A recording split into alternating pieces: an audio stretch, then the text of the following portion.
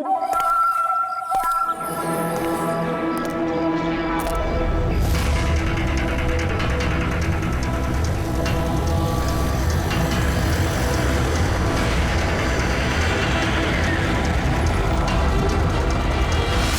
भाई, गाड़ी आगे ले।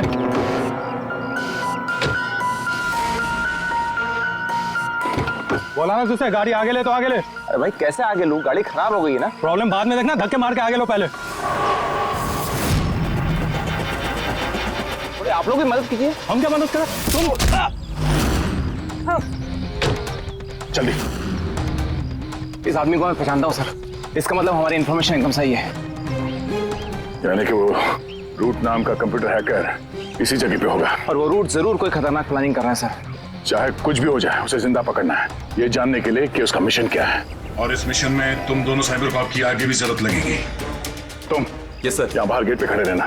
Okay sir. नजर रखना। चलो।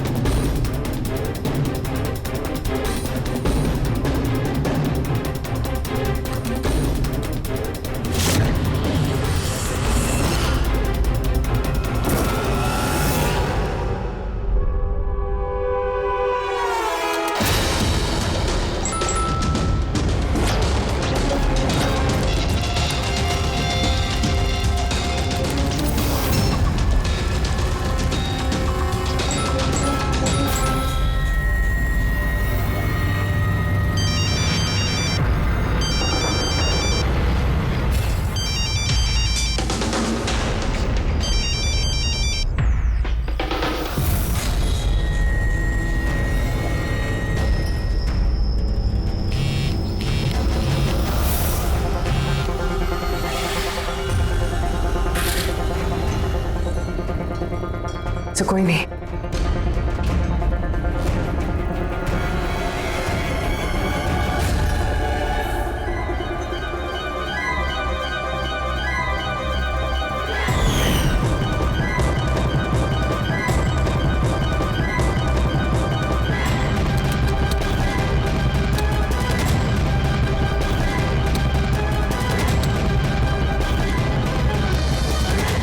आप रेडी? सर सब जगह देख लिया, यहाँ पे कोई नहीं है।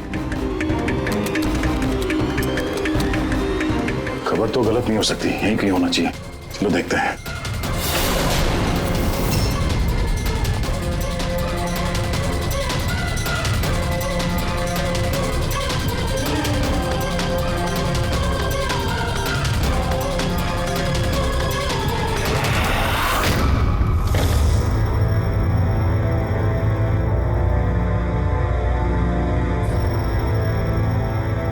तो कोई नहीं।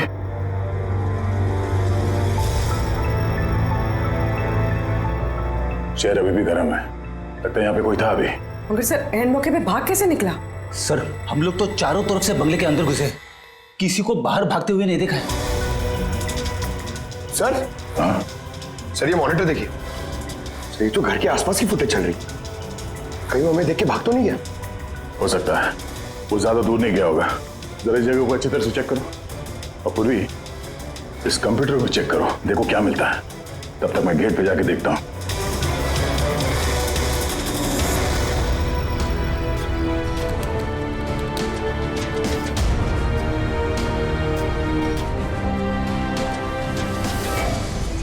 महेश,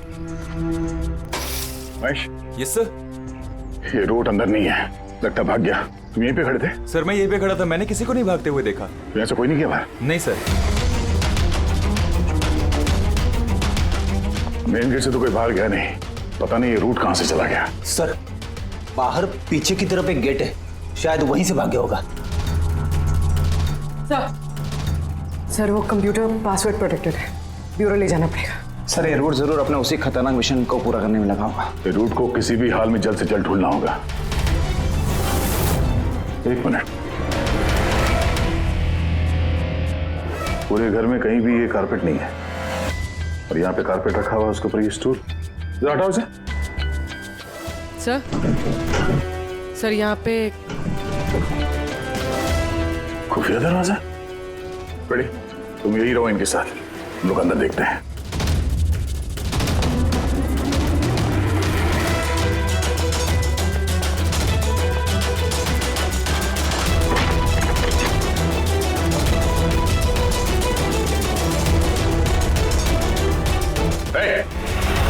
अब अगर अपने बचाव में कुछ कहना चाहती हो तो यही वक्त है। मुझे कुछ नहीं कहना, जो भी कहना मेरा वकील कहेगा। सर हमने इस रूट का कंप्यूटर सिस्टम एक्सेस कर लिया है और इंक्रिप्शन में भी सफल हो गए हैं। कुछ पता चला? हाँ सर इसने पिछले कुछ दिनों में इंटरनेट पे भयानक वीडियोस पोस्ट किए हैं। डार्क वेब पर sir. Actually dark web internet की एक ऐसी काली जगह होती है सर, जहाँ पर हर मुजरिम अपने गैरकानूनी कामों को एक टेक्नोलॉजी की मदद से अंजाम देता है, जैसे हथियारों की तस्करी हो, किडनी की चोरी, या फिर किसी को मारने की सुपारी। सर ऐसा कोई भी काम नहीं है जो इस साइट पर नहीं होता है। समझ में ये बात नहीं आती, जब सब कुछ इतने खुले में होता है, सबको पता है, तो इसे रोकने के लिए हम कुछ करते क्यों नहीं? सर ये इतना आसान नहीं है। एक्चुअली इस साइट पर जाने के लिए आपको एक कंप्यूटर सॉफ्टवेयर की जरूरत होती है, जो चुनिंदा हाई प्रोफाइल मुजरिमों के पास ही होता है। जैसे कि ये रूट। Yes sir. और सर जैसे कि हमें पता है कि इस डार्क वेब पे आईपी एड्रेस और यूजर आईडी ये दोनों गुप्त रहते हैं। जरा दिखा कौन से वीडियो डाले हैं इस रूट ने।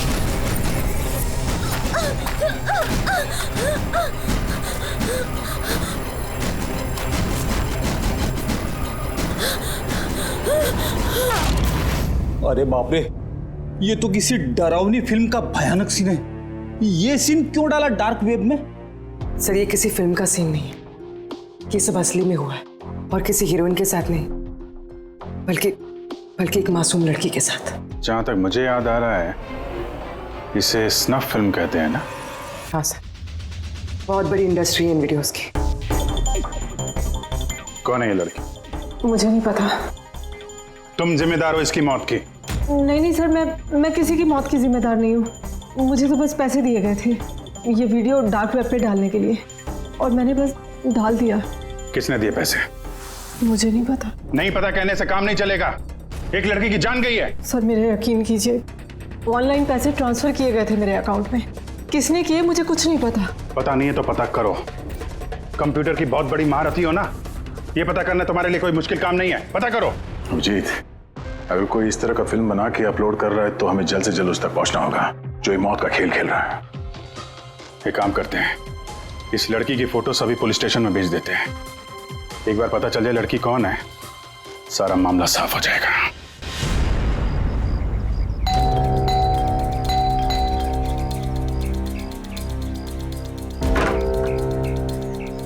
जी कहिए, किससे मिलना है? ये रिया का घर है ना? हाँ, मैं उसका पापा। आइए। वो हम लोग सीआईडी से हैं। आपके लिए एक बुरी खबर है। आपकी बेटी रिया अब इस दुनिया में नहीं रही।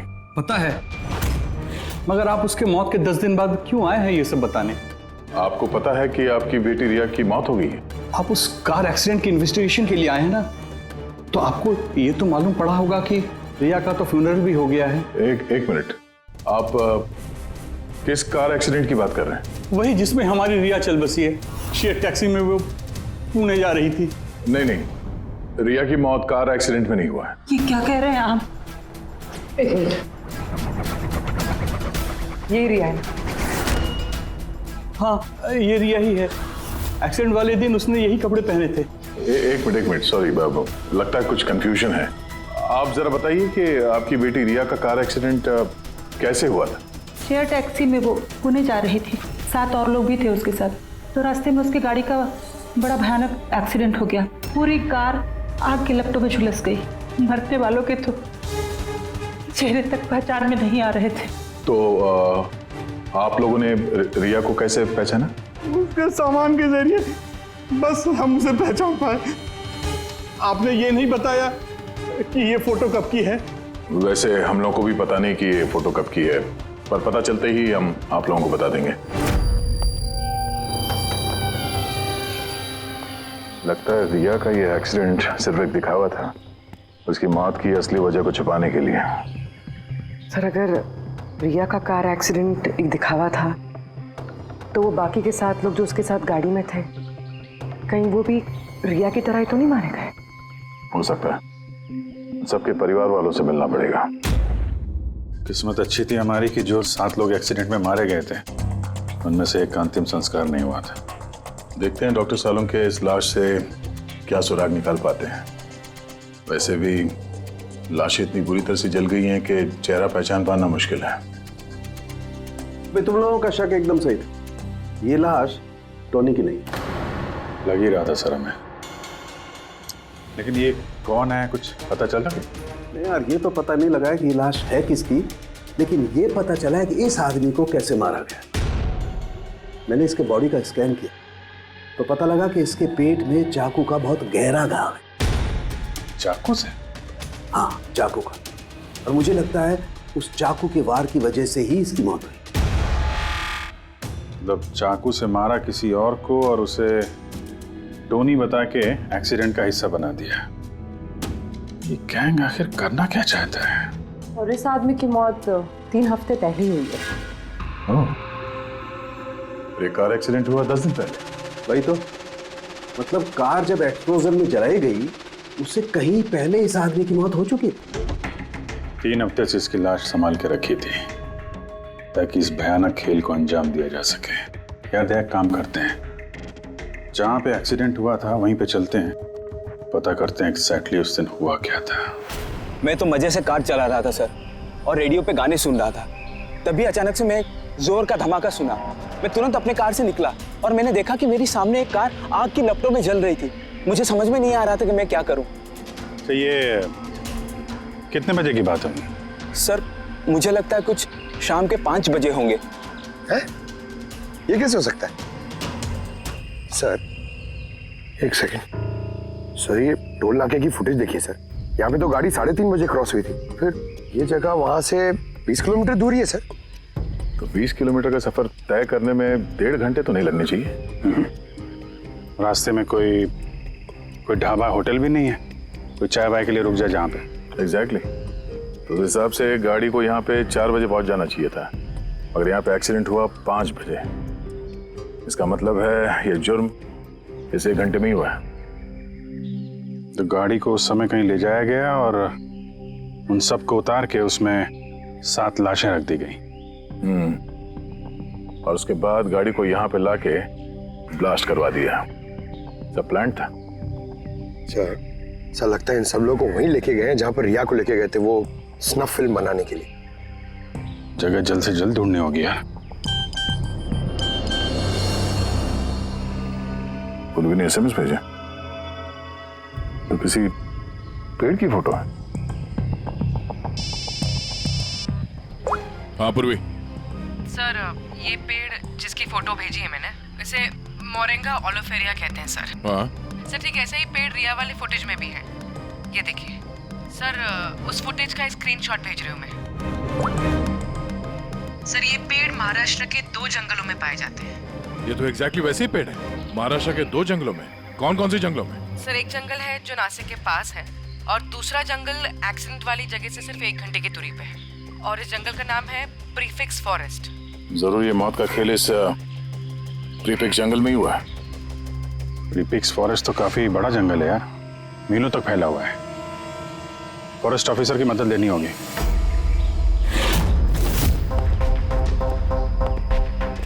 इस जंगल में ये सब हो रहा है, यकीन नहीं होता। क्या आपकी इंफॉर्मेशन पक्की है ऑफिसर? पक्की नहीं होती तो यहाँ तक आते नहीं हम लोग।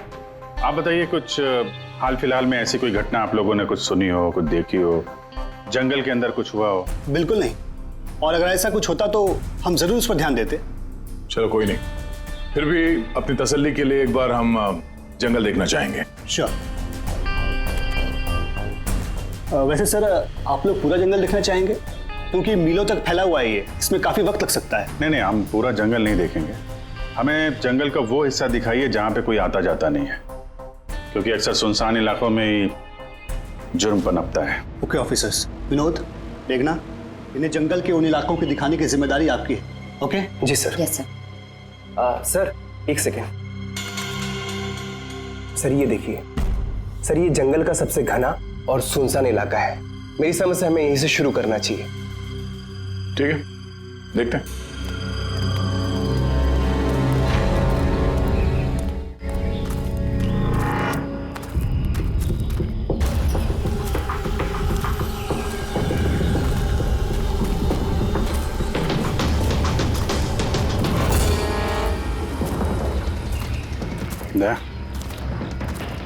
यहाँ पेड़ पे देखा?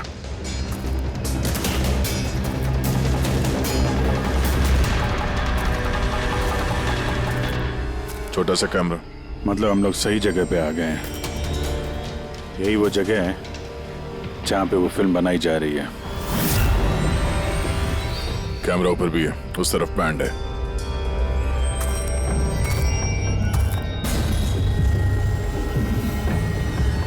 शायद इस कैमरे से कुछ पता चले उनके अड्डे के बारे में। नहीं अभिजीत, ये तो हाई एंड वायरलेस कैमरा है। इसके जरिए पता लगाना मुश्किल है कि इसमें जो स्टोर्ड फुटेज है वो कहाँ से ब्रॉडकास्ट हो रहा होगा, और इस जंगल में पता नहीं और कितने कैमरास हैं।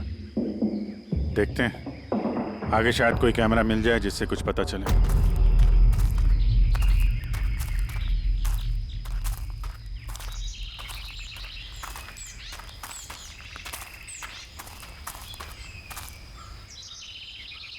सर सही निशान देखिए, मुझे लगता है हमसे पहले यहाँ कोई आया है। हम लोग सही डायरेक्शन में जा रहे हैं।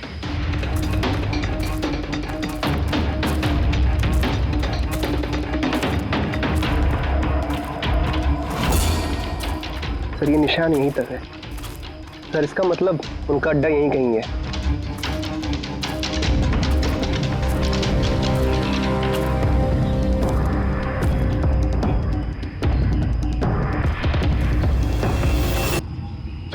चल जल्दी आइए। एक मिनट, चल। एक सेकंड। घबराओ मत, हम लोग सीआईडी से हैं। उठो उठो। सर आप लोग सीआईडी से, मुझे बचा लीजिए सर।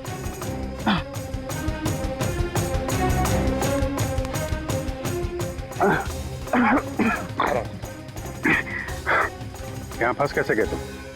सर मुझे इस जंगल से बाहर निकलने का रास्ता नहीं मिल रहा। सर उस खूनी ने एक एक करके सबको मार दिया। तुम लोग यहाँ आए कैसे?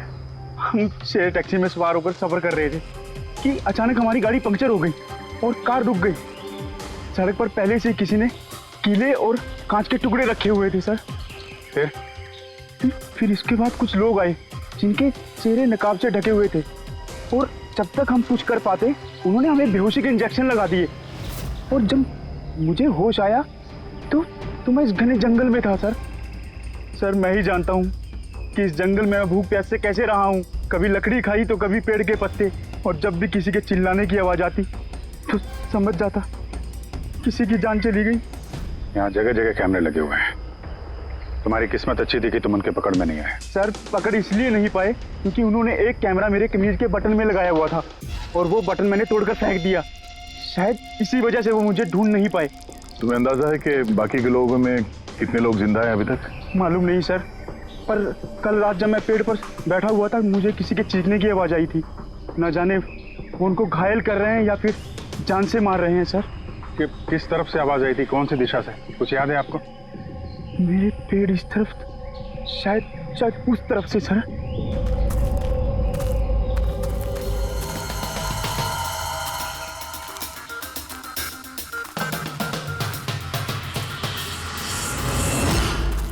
सर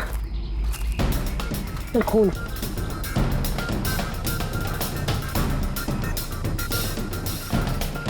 तो यहाँ पर भी है।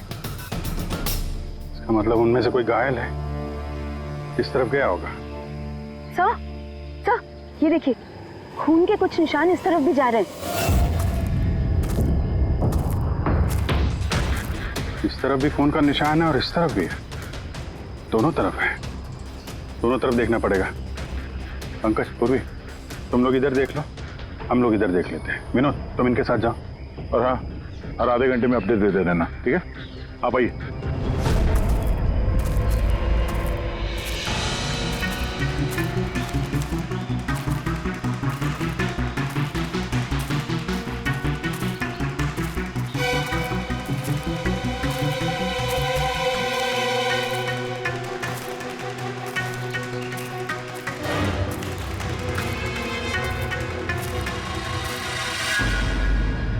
एक मिनट,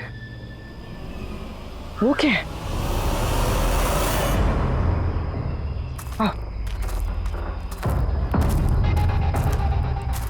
घर, शायद घायल विक्टिम ने यहीं पर पनाह ली हो।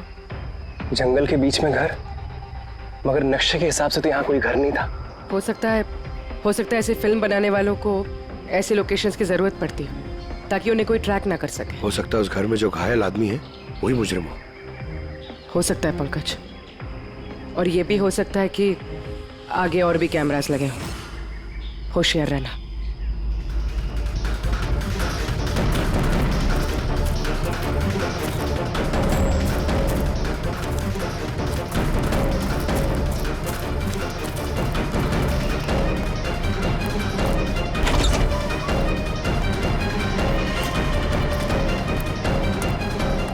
पंकज, टॉर्च।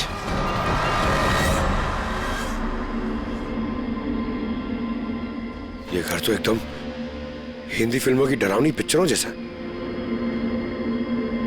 उस घायल विक्टिम को यहीं पर लाया गया है। वो आवाज सुनी? अंदर से आ रही है।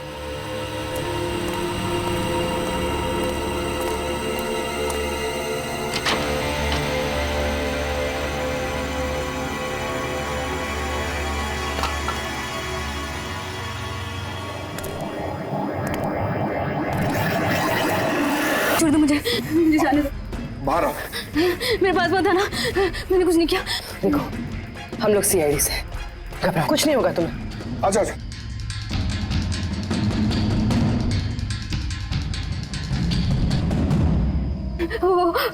वो यहीं पे, वो यहीं पे। अरे पूर्वी, ये लाइट कहाँ से आ रही है? पंकज, मुझे कुछ दिखाई नहीं दे रहा। अरे पंकज सर, पूर्वी मैम, पंकज सर।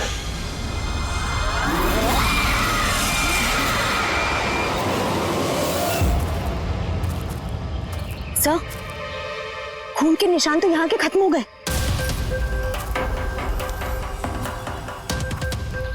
ऐसे कैसे हो सकता है?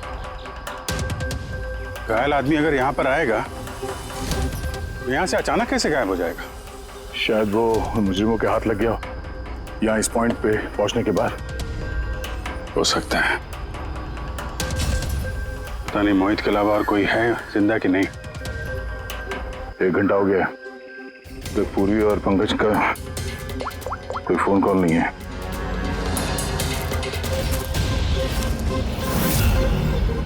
पूर्वी फोन उठा नहीं रही है? पंकज देखता हूँ।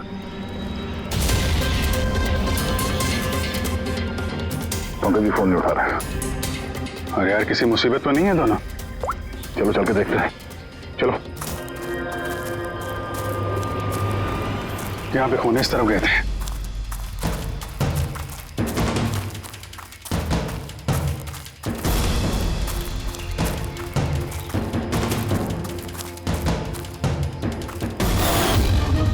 घर के अंदर शायद कोई हो।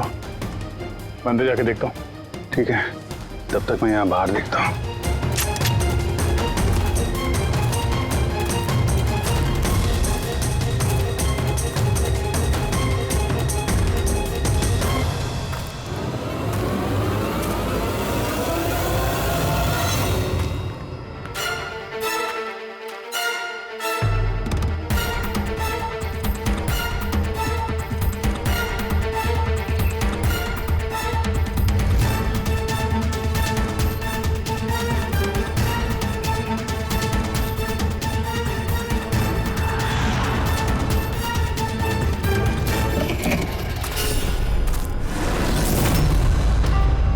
पंकज कब है?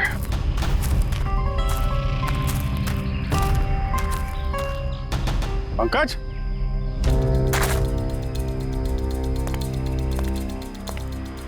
पंकज?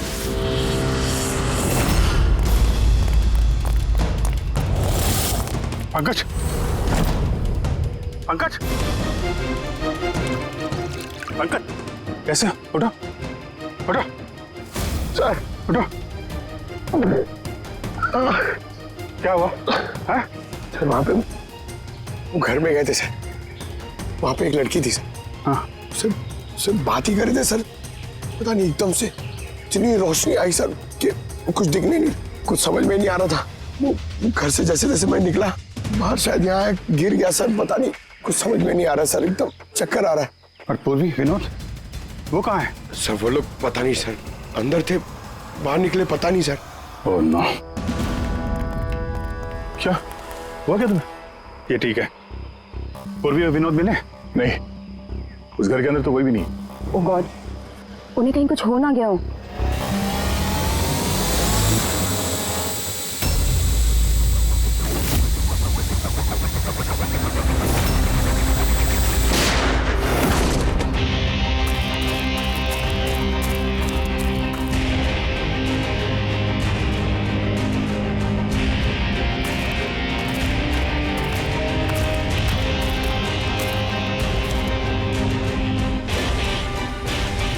ये सब तो बड़ा मुश्किल होता जा रहा है। हमें वापस जाना होगा। चलो। क्या मतलब? एक हो गया। हमें ये नहीं मालूम है कि अपराधियों की तादाद कितनी है, कितने कैमरे लगा रखे हैं यहाँ पे, कितने हथियार हैं उनके पास। ऊपर से हम पे हर वक्त नजर रखे हुए हैं। अभी फिलहाल हम उनसे मुकाबला करने की तैयारी में नहीं है। और पूर्वी, उसे यहाँ पे अकेला छोड़ के चले जाएंगे हम? यार दया देखो, पूर्वी उनके चंगुल में फंस चुकी है। हम उसको बचाने जाएंगे तो हम भी नहीं बच पाएंगे। अभिजीत क्या हो क्या गया तुम्हें? कुछ याद है सीआईडी में हमें पहले क्या सिखाया था? यही कि सबसे पहले अपने साथी को पीछे मत छोड़ना, चाहे वो जिंदा हो या मर चुका हो। अरे यार, हर लड़ाई रूल बुक के हिसाब से नहीं लड़ी जा सकती। हमें यह भी सिखाया गया था कि प्रेजेंस ऑफ माइंड का इस्तेमाल करना अलग अलग परिस्थितियों में। आई एम सॉरी, तुम्हारे इस थॉट से मैं एग्री नहीं करता। I am sorry. तुम्हें जाना है तुम जा सकते हो, बिना पूर्वी के मैं यहाँ इस जंगल से बाहर नहीं जाने वाला। जिद मत करो दया, हमें यह भी नहीं मालूम है कि पूर्वी जिंदा है कि नहीं। अभिजीत वो एक सीआईडी ऑफिसर है, इतनी आसानी से हार मानने वाली नहीं है। वो बेचारी अकेली लड़ रही होगी उन मुजरिमों से, और अब जब उसे सबसे ज्यादा जरूरत है हमारी, हम पीठ दिखा के भागेंगे यहाँ। ज्यादा जरूरी यह है कि जो लोग उस गिरोह के कैद में नहीं आए हैं उनको बचाया जाए। और तुम्हें पूर्वी की इतनी परवाह है, तुम जिद मत करो, मेरे साथ चलो। हम लोग अच्छी प्लानिंग बना के वापस आएंगे। चलो। इसे हो क्या गया सर? अभी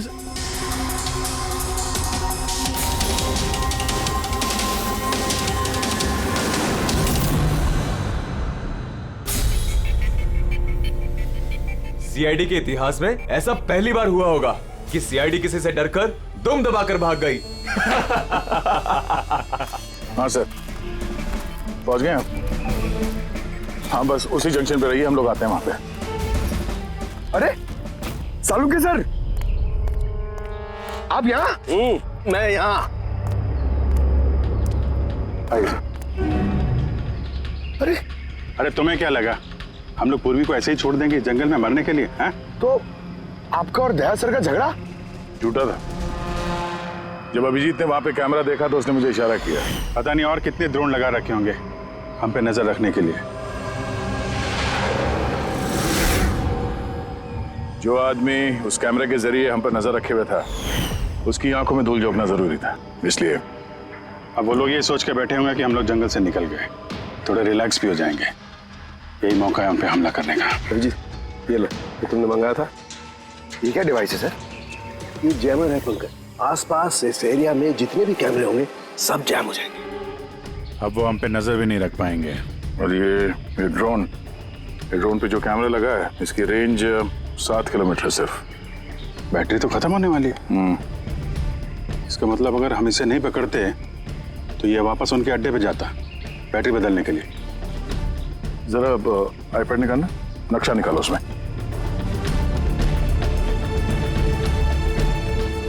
ये वो जगह है जहाँ पे हमें ये ड्रोन मिला था और इसके पास ही वो बंगलो है। लगता है यही होगा मुजरिम का ठिकाना। तो चलते हैं, चल के आजाद कराते हैं पूर्वी और बाकी जो जिंदा बचे हुए लोग हैं उनको। चलो। नहीं सर, आप मेघना और मोहित आप लोग यहीं पे रुकिए, हम लोग देखते हैं।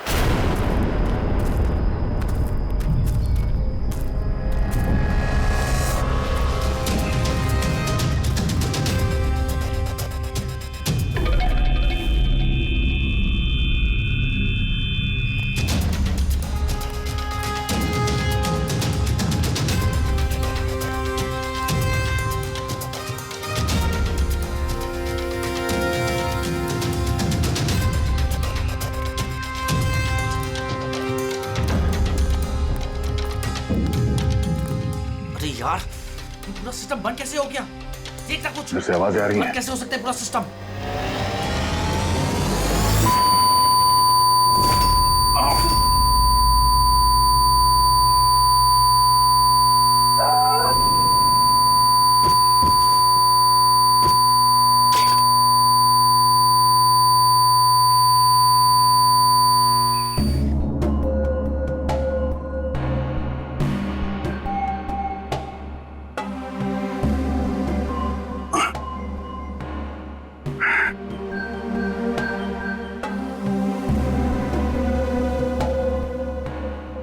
पंकज,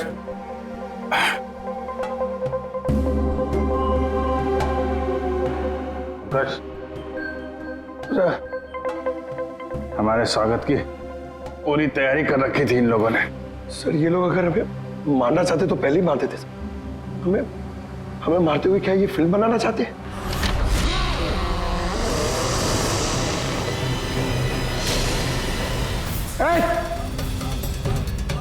सच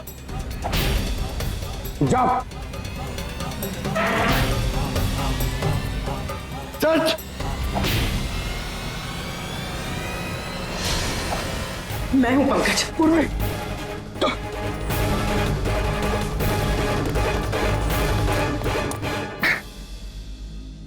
तुम ठीक हो? हाँ सर। वो लोग किधर हैं? सर उस तरफ।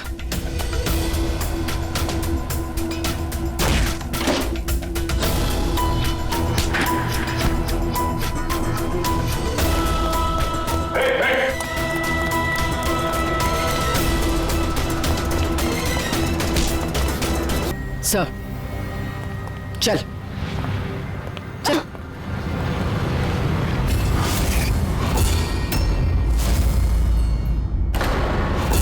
मेघना तुम?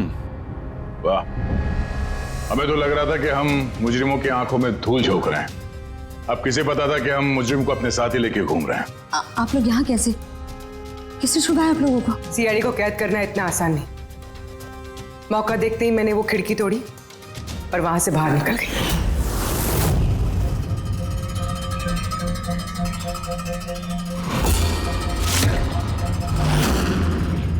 और उसके बाद मैंने उन्हीं लोगों का पीछा किया जिन लोगों को तुमने भेजा था मुझे ढूंढने के लिए।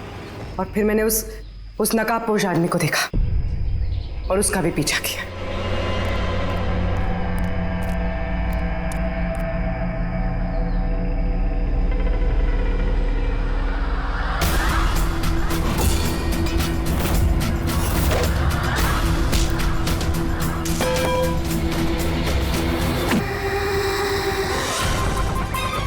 कुछ देर बाद जब मुझे होश आया तो मैंने देखा कि मगर इससे पहले कि मैं बाकी ऑफिसर्स तक पहुंच पाती, तुम्हारी उस सोनिक बूम वाली आवाज ने इन्हें बेहोश कर दिया था। वो तो मेरी किस्मत अच्छी थी कि मैं दूर थी और उस आवाज का मुझ पर कोई असर नहीं हुआ। और फिर मैंने सोचा कि क्यों ना उस नकाब को ही मैं अपना हथियार बना लूं। जिस बेरहमी से तुमने लोगों की जान ली है, तुम तो औरत कहलाने के लायक भी नहीं हो। अब ये बताओ, तुमने ये सब किस लिए किया? ये सब मैंने पैसों के लिए किया है सर। जितने पैसे मुझे इस काम के लिए मिल रहे थे ना, उतना तो मुझे अपनी जॉब में 5 साल में भी नहीं मिलता। और वैसे भी क्या फर्क पड़ता है, रोज इतने लोग मरते हैं, अगर 2-4 और मर गए तो क्या हुआ? तुम्हें शायद मालूम नहीं है कि तुम कितनी बीमार हो। बाकी लोग कहाँ हैं जो तुम्हारे साथ में थे? मैंने किसी को कोई नुकसान नहीं पहुंचाया सर, इतनी भी बुरी नहीं हूं मैं। और वैसे भी मैंने कोई भी खून अपने हाथों से नहीं करा है। मुझे तो एक औरत ने करोड़पति बनने का ऑफर दिया था जो मैंने एक्सेप्ट कर लिया। कौन औरत? बहुत अजीब सा नाम था उसका।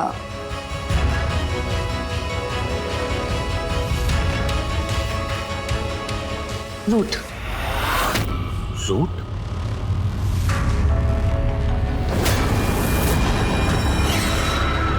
तो रूट है सबके पीछे मास्टरमाइंड। अब उसने ऐसा क्यों किया, उसका जवाब तो अब वही देगी। जहां तक तुम्हारा सवाल है, कानून तुम्हें कड़ी से कड़ी सजा देगा।